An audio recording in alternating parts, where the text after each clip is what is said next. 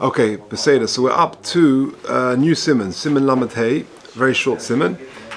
Din Minyan Hashitin. How many lines do you need in the Tefillin? Okay, so we've got one klaf, the Tefillin Shel Yad. If you remember, we've got one long klaf with 4 parshas on it, and the Tefillin Shel Rosh, we've got 4 separate parshas which go into the 4 separate compartments of the Tefillin Shel Rosh. So how many lines are they?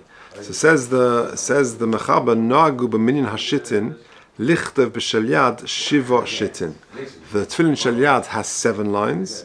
B'chol parsha. Of the Shel Rosh arba'a shitin, and the Shel Rosh has 4 lines. V'imshin lo pasal, and if you deviate from that, you change, it doesn't pasal it. So just to show you, just for clarity, the Shel Rosh, sorry, this is the Shel Yad. The Shel Yad, which is one parsha, there are 7 lines on the 7 rows, and the Shel Rosh, which are 4 separate parshas, the minhag is to have 4. Okay, but says the Mechaber that if you change, lo posel. Says the Mishnah Berurah, Nagu al pia Kabbalah biad seifrim ish mepi ish. This is a kabbalistic thing that we have it in this way: 7 on the Shel Yad and 4 on the Shel Rosh. Base minyan hashitin v'chein yesh Kabbalah biyadam b'inyan hascholas rosh hashuras b'Shel Yad v'Shel Rosh. There was a Kabbalah, a tradition of how we begin each line. K'mavur b'Torah beis Yosef v'seifrim kayim emadaktim tchilas rosh hashuras u'meshanim kasheyizdamin lohem.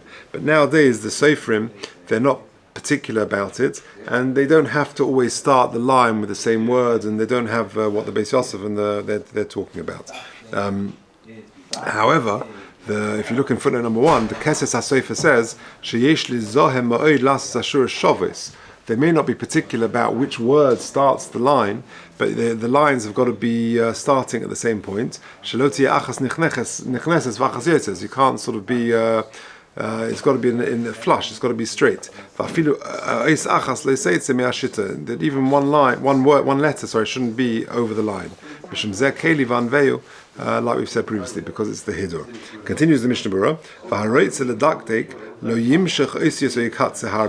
and therefore a person who wants to make sure that everything is perfect and flush, you've got to be careful not to elongate the letters too much, or to truncate them, to make them too short, to make sure all the lines are perfectly in order.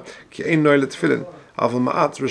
words, if you want to go after this Divrei Kabbalah, and you want to make sure that you have the beginning of the line according to what this tradition is, and in order to do so you're stretching and shortening letters, that is a problem, because it's not considered a noi for the tefillin, but a little bit ma'at is shari. So if you look at number 2, the kosav hakeses hasofer shetzorich ledagdeg shelo tishtanet tzuras ha'os bekach. You can extend the letter, but be careful not to change the appearance of the letter. The letters have got to have the tzura of the ois. And the Mishnah Berurah says, the sheyochel limshech es ois is base, dalas, and reish, like we said before. In other words, a base, a dalad, a reish, where you can just extend it. In other words, that's easier to do. Okay, Sifkot and Gimel, ve'im shino, bein b'shel yad, or bein b'shel rosh. If you do, however, change the number of lines on the Shel Yad or the Shel Rosh, the Shel Yad again is 7 lines and the Shel Rosh is 4 lines, then we said lo pasal, it doesn't pasal the tefillin. V'mein lo l'Shel Yad rak klaf kotza. And therefore, if you've got a very short klaf, v'orach, and it's very short and it's very long, where you can't write 7 lines on it. And remember, this is Shel Yad, so you want to do all 4 parshas on one klaf, but it's so narrow, it's so short that you can't write 7 lines. Unless you write it in tiny script. Nearer the tov yosel l'shalas min hashitin. Better than writing it in really tiny font, to write it in fewer lines, to change the number of lines, to write less than 3 lines, less than 7 lines. I'm b'Mordechai b'hilchas ketana soif hilchas tefillin. V'huva delel siman lamed beis tichlal zeh keli vanveyu. This is included in zeh keli. Lichtov ksiva gas of a mixas, to write slightly larger size. That's beautifying the mitzvah. Shelo yem nimchokin mehera, because they don't get erased so quickly, and therefore it's a hidur. Ube'emes on a roin b'chush of a ksivas hadakas shirgin ezes soifrim kayim. Nowadays, says the Mishnah Berurah, we find people nebuch. He says, people are making lots of mistakes. Soifrim are making lots of errors. in the beginning of their writing. They don't write properly. There